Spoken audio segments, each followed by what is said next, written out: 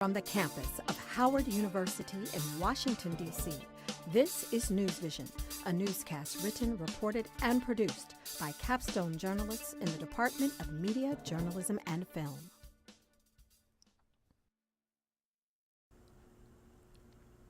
Good evening and welcome to the NewsVision News Brief, where we bring you the latest local and national news from our nation's capital. I'm Brittany Hunt. And I'm Zadriana Bridges. Thank you for joining us. Russell Wilson continues to celebrate his 4-year, $140 million extension with the Seattle Seahawks. Wilson signed this deal minutes before the April 15th deadline and is now the highest paid football player in the NFL.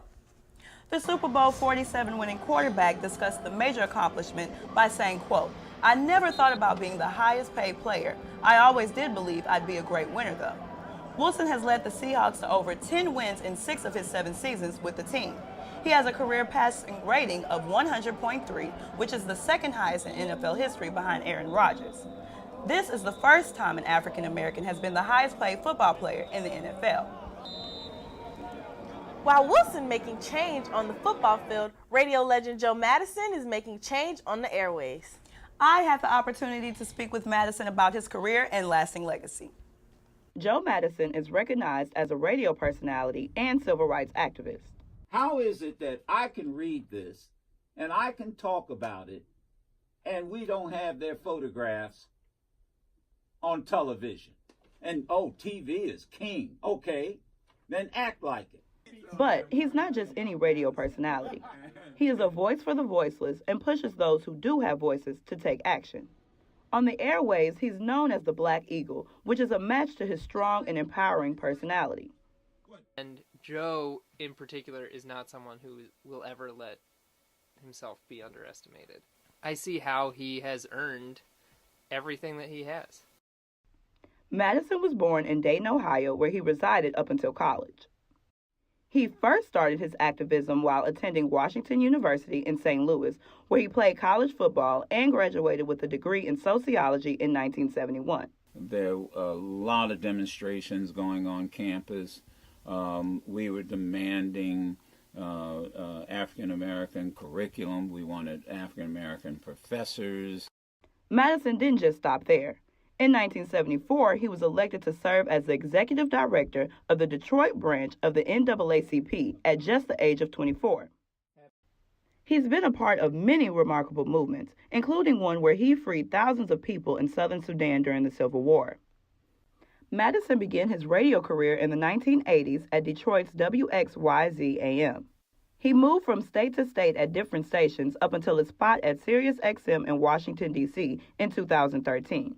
What are we going to talk about? No matter the location, he always uses his radio show to advocate for change. When they get through talking on radio, calling in, which I appreciate, the question that I always ask is then, what are you going to do about it? Madison's show gained national attention when he broke the Guinness record of the longest-running radio talk show in 2015.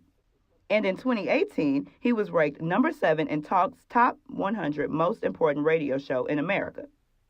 At the age of 69, Madison still encourages his listeners by empowering and educating them in politics, history, and activism. That's what y'all do. He's doing what he believes God has called him for him to do. You know, you do the best you can with what you have, where you are, at the time you're on this planet. Because when you're gone, you're gone. I mean, you're gone. And you want people to say that he made a difference. He really made a difference. You can follow Joe Madison on Twitter at MadisonSiriusXM and like him on Facebook at Joe Madison. Madison is celebrating a career of over 30 years as a radio personality. And the United Negro College Fund also celebrates its anniversary of 75 years with a week of festivities and goals. The organization has been committed to maintaining and advancing historically Black colleges and universities since it was founded in 1944. Presidents of HBCUs from across the country gathered to honor the organization's contributions, including Lemoyne Owens, President Andrea Miller. UNCF over a period of 75 years has made it possible for so many students to go to school because of their wonderful scholarship program. It never would have happened for them had we not had the support of UNCF.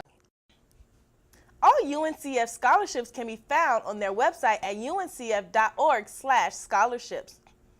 Coming up after the break, medical marijuana dispensaries have been expanding across the country. But not all D.C. residents are in support of expansions in the DMV. Stay with us. We'll be right back.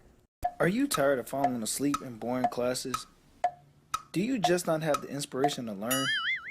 Well, here in the School of Communications at Howard University, we never have that problem. Every day here in the School of C, as we call it, students are always excited to learn. Take it from me, I've been a student in the School of Communications for 4 years now, and I still can't get enough of it. You want a fun learning environment? The School of C has it. It gives you an opportunity to express yourself and be very creative. So being creative and expressing yourself is fun. It's a fun learning environment. Everyone is encouraging and productive, and I enjoy it. I'm excited that I chose to be part of School of C. You want hands-on learning experiences? The School of C has it. Personally, it's a great hands-on experience that you would have here at Howard University School of Communications. You want career opportunities? You guessed it. The School of C has it. Professors and the staff is really great in honing your ability, honing your talent to take it to the next level and take it to after school. So if you'd like to know more about the School of C, visit communications.howard.edu or call 202-806-7690 for more information. For NewsVision, I'm Jacob Bennett. Doctors across the country are seeing an increase in the use of doulas in the delivery room. A doula is a birthing companion and or birthing coach for mothers before, during, and after childbirth. Research studies show there are benefits to the use of doulas. So even though you have a doctor or a midwife, a doula is there to help answer questions, to be part of an informed decision-making process before labor begins and during the labor process. The reason doulas aren't popular is because the U.S. does not currently include doulas in healthcare insurance.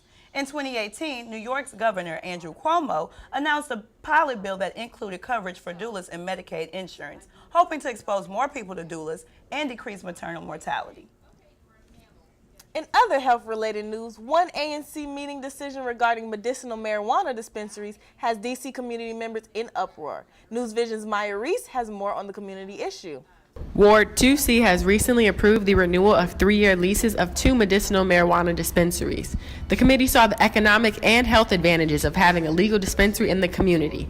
One resident at the meeting did not agree. There's a lot of African Americans in prison because of drug dealing on the corners and on the streets. So now the government could capitalize off of these dispensaries while we still have people in jail. Representatives from the D.C. Health Department were not surprised by the concerns. The ANC has comments on the lack of or over-concentration of cultivation centers or dispensaries in the area, the location for to ensure that it's not too close to halfway houses, schools, and things of that nature, and the negative or positive impact on crime. A study from the University of California shows no correlation between dispensaries and an increase in violence. There is no downside to having a dispensary because crime goes down.